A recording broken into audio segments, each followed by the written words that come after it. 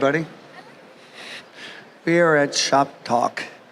The Shop Talk area is brought to you by Ink Kitchen, which is a website and other media with information for decorators, by decorators, actually real information, some of it. It's all free, so you can check it out, inkkitchen.com. And then ISS and Impressions have been sort of visionary in bringing more information to people that attend these shows.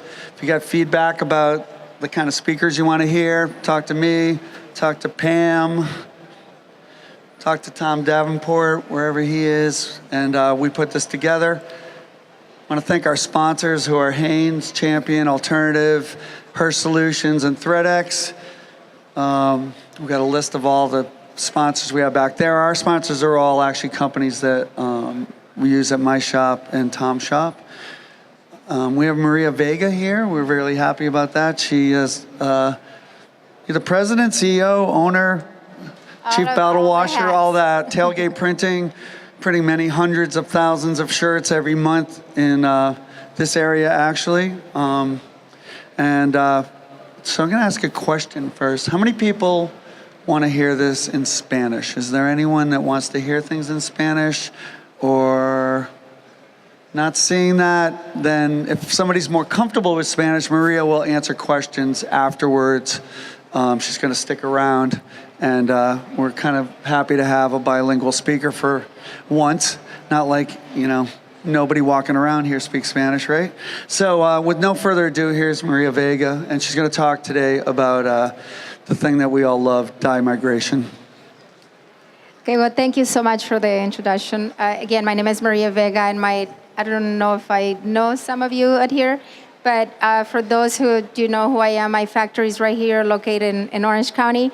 We have 12 automatics. We have a full distribution center, and we are faced with, I think, with one of the toughest challenges every day, which is dye migration. And when Tom brought in a couple of the topics, I thought this was such an important topic to be able to share some of my challenges and my experiences with some of you that you might have the same issues. And after I can be around to to answer some of the questions that you guys might have. But one of the, if I go back into my recollection when my very first, project that I became aware that there was a problem. This is back in the, don't look at your days, but this is back in the 90s. I was running a project. When you were 12 years old, yes, right? Thank you, Tom.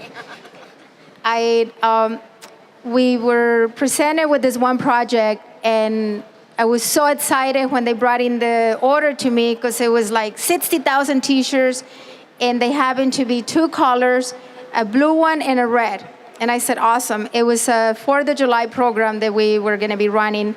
So we produced the order. Everything was beautiful. It looked, all the stripes looked white. And one of my competitors got the order for the navy, and we got the order for the red. So I'm like, okay, so we printed 30,000 t-shirts. They all look beautiful. I believe it took about a week. We shipped the order. About a month later, once the goods got to the customer or to the store, they started sending in pictures, and they said, well, we have a little bit of a problem because we printed the American flag, but it's pink. And I'm like, what do you mean it's pink? It looked very pretty. It was white. They said, no. So we went to started looking into the garments and doing a very intensive investigation and trying to figure out what really caused the ink to come through the garment. So as we went through the process, I ended up contacting my other competitor, and he had the same problems. He had printed the navy, and the stripes are also turning pink or bluish, so we couldn't really figure it out. As it turns out, it wasn't so much, so we were blaming it on the ink first. Of course, I started calling my suppliers. It's like, hey, come over here, you gave me the wrong ink. And it's like, no, we have the correct ink. But as time went on, it allowed us to look a little bit deeper into and understand the process and what really dye migration when and what happens and what steps we had to take in order to try to not blame it so much on the ink company. It was more of educational. We were able to, after getting attorneys involved, both companies came together. We came together. It just helped that we had the same insurance company, and they were able to help us a lot. We were able to understand what took place, and it really became an issue of how the setting of the garment, of the dye, the dye of the garment, when they were dyeing the garment, and when we apply the ink, it really didn't matter how good of an ink and the type of ink that we were using. This is back then. We still had to work with trying to get almost like, I always call it like, the enemy, like trying to get to, to the bottom of the problem. So after that, I don't think that problem was resolved. I mean, it was a major issue. They weren't able to use the T-shirts, but I feel like it was a great learning experience for us, or just as a company. Expensive learning experience. A very, very expensive experience. It cost me the customer. But going back now, fast forward, for the last 5 years, I had been awarded with a program that we run for one of the larger supplier or retailers, and it's called the 4th of July program, and it runs from 700 to 1 million units, and we run that once a year.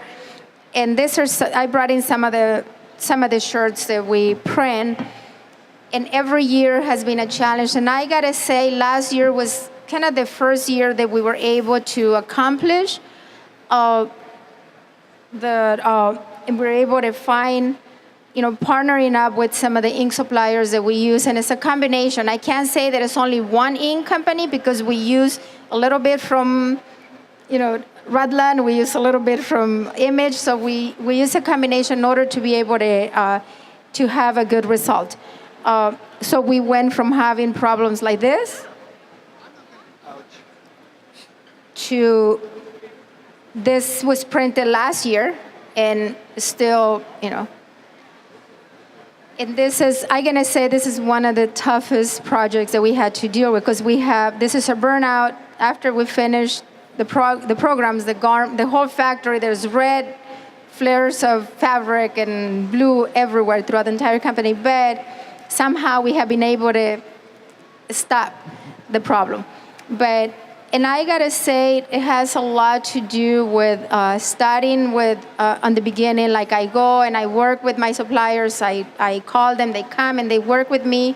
And the way I see it is like I partner up with them. They understand that if they can work with me and find a solution, we are able to achieve a good result. And this is where we get. So in every different garment, we have, on each program, we have about 30 different designs.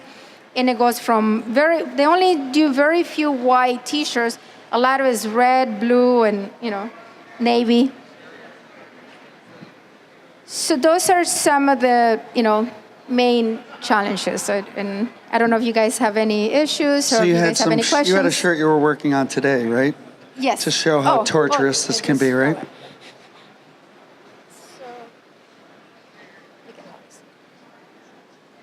So this particular one, we actually waiting. This is for one of our customers, and they haven't approved the design yet. But what they did, they doing a roller print. So they doing and they put in the ink. So this is water based. So this was printed. This was printed on Monday, and basically this is where we at.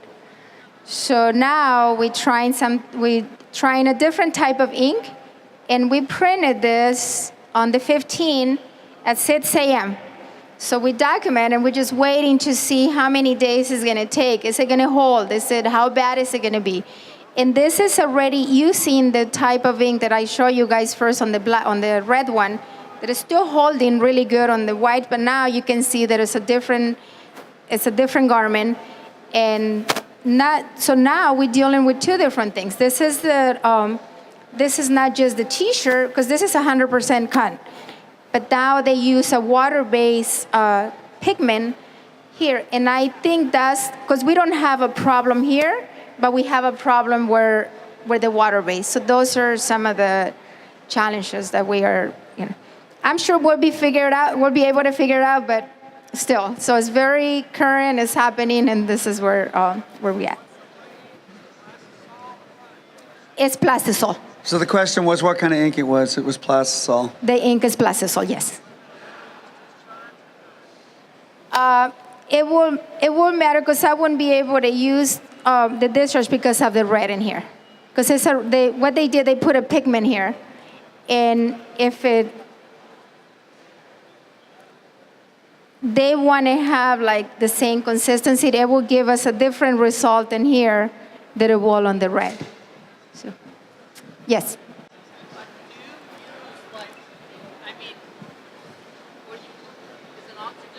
Dye blocker, and are you trying to use just a single ink and have it done, or are you going to use a dye blocker and print on that? Maybe? Yes, this has a dye blocker first, and then the ink on top. Yeah, it has a poly white on top. I don't know if I ever saw a t-shirt so aptly named. It says a nightmare. Looks like every printer's nightmare. Yes. Well, it's funny you say that, though. I think that she said earlier she has to use a lot of different kinds of inks, and that was true of our shop as well. Like you used to be back in the day, you could just, all right, we'll use 50-50 ink, because that'll work on cotton, it'll work on 50-50. No, sorry. Not that easy. Nothing is that easy anymore, right? There's no Correct. magic Yes. ink.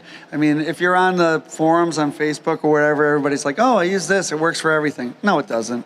If somebody out there tells you that something works on everything, walk away from that person if you're here at the show, because they are full of shit. Actually, to be direct. So, I mean, how many suppliers do you have? You have a whole bunch of suppliers, and you have to trust them, right? Pretty much every supplier, yes. So, we have, I use for, some of the specialty inks, and, one of my kind of main, I also say is my Bible. I want to make sure that I partner with the suppliers because they are my best friends. They'll come in and I'll work with them. They have to, once I present them with a problem, they come in and they work with me just to make sure that we are able to kind of see what problems we're going to have, and for them to understand once you're able to find a solution, to know that you're going to partner with them. They're going to support you, and they're going to be able to help you, through every process. And a lot of the times I find, like, I go to the factory and they try to, let me work with this, or this is not working. I'm like, wait a minute, what's the problem? The minute we identify what the problem is, if I call my supplier, every time, they'll be there that same day or the following day. As long as you have that close relationship with your suppliers, it just makes such a huge difference, because I think a lot of times I have a tendency to forget, but we are their customers. As long as we can, find a solution to the product that we're using, they will be able to help you, and, because we are kind of the chain to their business. So if you didn't want to print on difficult garments, how much printing would you do? None, right? Yes. I mean, this is the way everything is going. I mean, the talk before was about everything is going to fashion garments, and you seem like you print on a lot of fashion garments, so you have to figure this out. This is not anything you can avoid, right? Right. No, this is definitely a challenge, but it's a lot of fun also. I think there, like all of you guys, so if you're in the shop, if you're in the factory, and then once you go back and forth with some of the issues that we get challenged, but then it's such a rewarding when you find the problem and you're able to, see the final, results, and it's such a rewarding thing to see once you are able to find. I'm sorry, you had a question?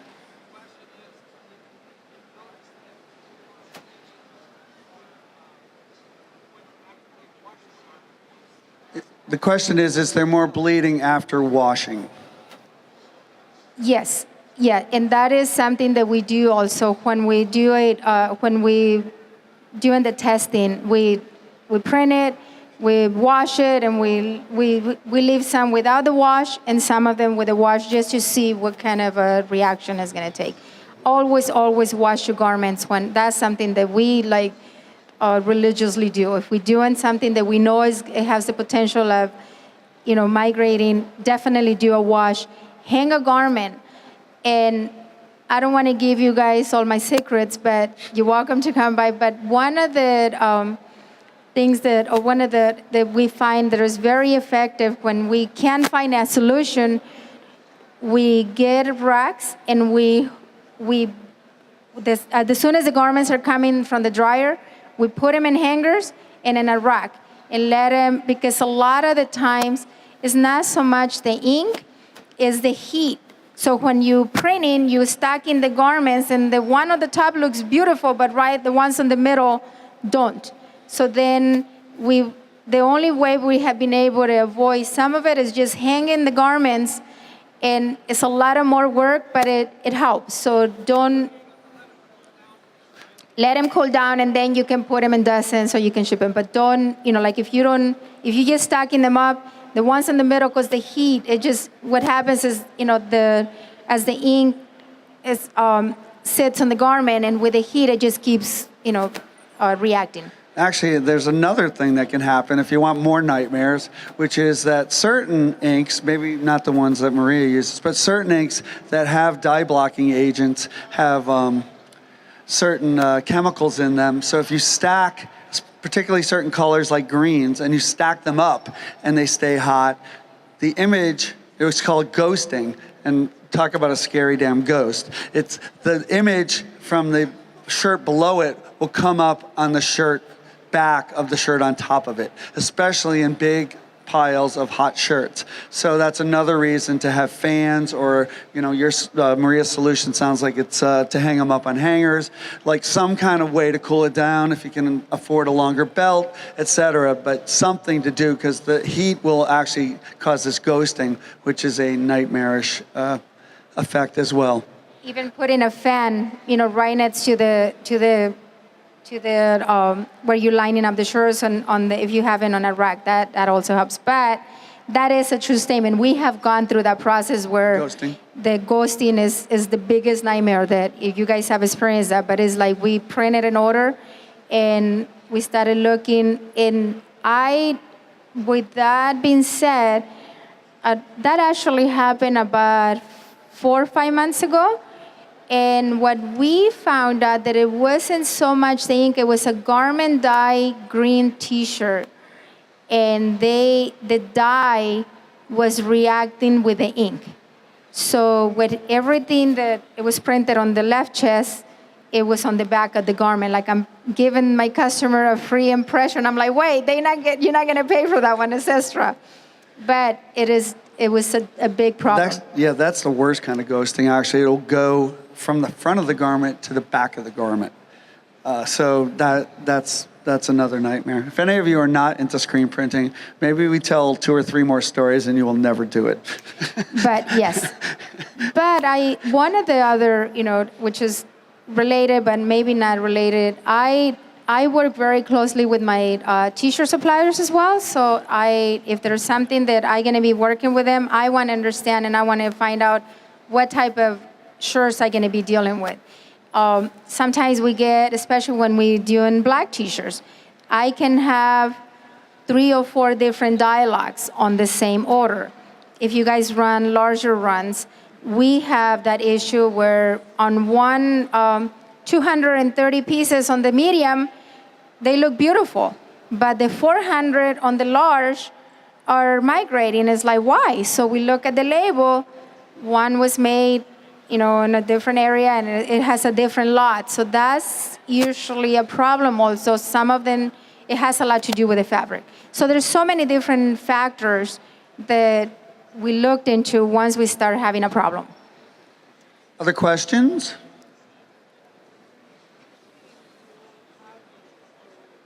I'm sorry?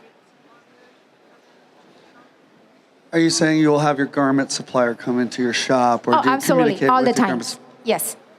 Yeah, I work very closely with, I try to be friends with everybody so that way they can come and help me. It's to my best, No, and I think that even if they don't come in your shop, like if you're in a more remote area or you don't do as many shirts as Maria does to get that kind of service, learn who you can trust and who you can't. Certain companies. Some of our sponsors are that's why they're our sponsors. I can tell you to trust them, and they're going to tell the truth. So Sanmar has probably been the leader for 10 years, plus they've had decoration experts that you can contact, and you really can contact them. As Jason, I don't know if Jason's here. He's giving a talk later. Yeah, there you go. Jason's from Sanmar. He's going to tell you the truth and help you with your situation and their garments. The woman from Bella Canvas that was just here, I know they have a whole series on how to print their garments. They care about it. Haynes and Champion, I work closely with them. They actually have us test the garments in real world conditions and can tell you whether things are really going to discharge. Maria's going to talk about discharge printing tomorrow, actually, if any of you are still around. Yes. And going back to Champion, I don't know if any of who knows me here, but I worked for Champion for 4 years, 86 to 90, right before they got bought by Sara Lee. And we used to do all of the NFL, we did all NFL, NBA, and we printed on the jerseys, all the numbers. And we had the biggest nightmares. I'm trying to print on the jersey, same thing, on the Reds when we were doing the Niners jerseys. It was a big nightmare because not only do we have the problem of the migration on the fabric, but also the ink going through. Of those of you who print numbers and on jerseys, the ink goes through the jersey to the mesh. So that was another challenge. So we were faced with two different issues. So definitely an area where you can try to find solutions for both. Show of hands, who wants to give up screen printing now? Other questions? Other questions? All right, well, how about a round of applause for Maria here? Thank you. Thank you, everybody. If you have questions, she's going to stick around for a little while. She's got a big shop. She has a lot of knowledge about a lot of different things. She also, if any of you are more comfortable asking your questions in Spanish, she's bilingual, which is something I am not. Anyway, muchas gracias, Maria. Teacher in Spanish, yes. Thank you, everybody.